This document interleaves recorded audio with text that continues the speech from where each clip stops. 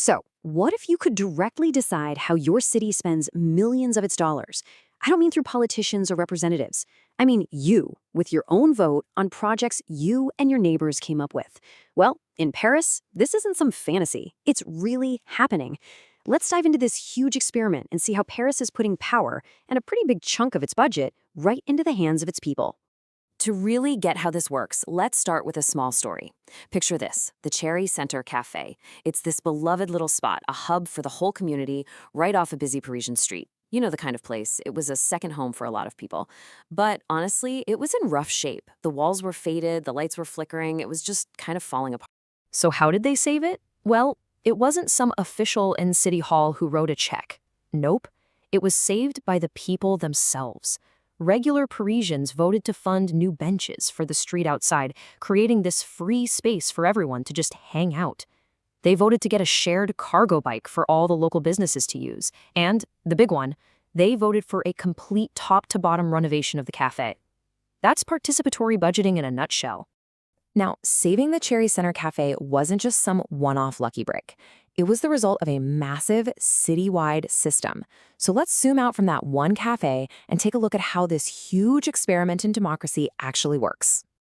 The scale of this whole thing is what's really mind-blowing. We're not talking about a little bit of pocket change for planting some flowers. Paris sets aside a full 5% of its annual capital budget. That adds up to hundreds of millions of euros that citizens, not politicians, get to decide how to spend. And who gets to play? Well, this is where it gets even crazier. Any resident of Paris who is over the age of 7 can propose a project.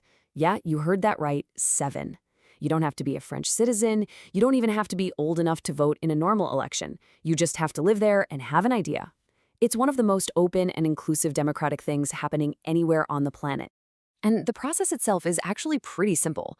First, you submit your idea. And they've submitted over 21,000 ideas since 2014. Second, experts at City Hall take a look and check if the project is actually doable. Can we build it? Is the cost about right? And third, everyone votes for their favorites, either online or at one of the hundreds of ballot boxes they set up around the city.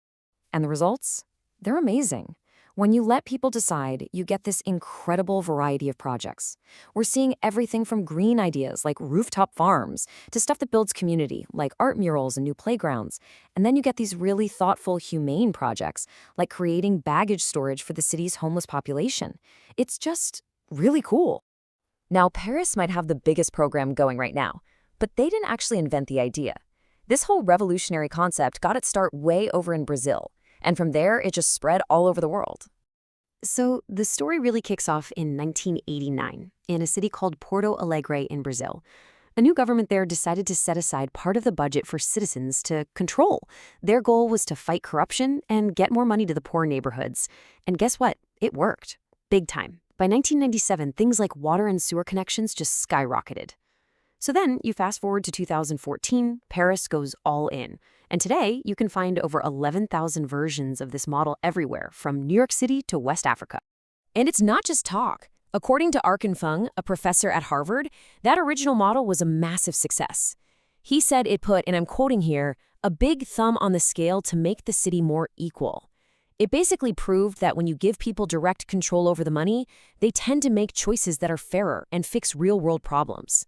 Okay, so the idea works. It sounds great, right? But actually doing it, especially online with thousands of people and projects, creates a huge challenge. See, it's not just about letting people vote. It's about how you count those votes to get the fairest result. And that, my friends, gets surprisingly tricky. This brings us to the million-dollar question. What does fair even mean here? Does it mean the projects with the most votes win, period? Or does it mean we should try to make sure as many people as possible get at least one of the projects they voted for? Those are two totally different ways of looking at it. So researchers have dug into this, and basically cities use one of two main approaches. The first one is a simple winner-takes-all method. You just line up the projects by popularity and fund them one by one until the money runs out. It's simple, sure, but the big risk is that a couple of really popular, expensive projects can eat up the entire budget, leaving a lot of voters feeling like their vote didn't matter. The second way is more of a spread the wealth approach. In this one, you basically imagine the budget is divided up among all the voters, and they spend their share on the projects they like. It's way more complicated, but it's designed to make sure more people get something they voted for.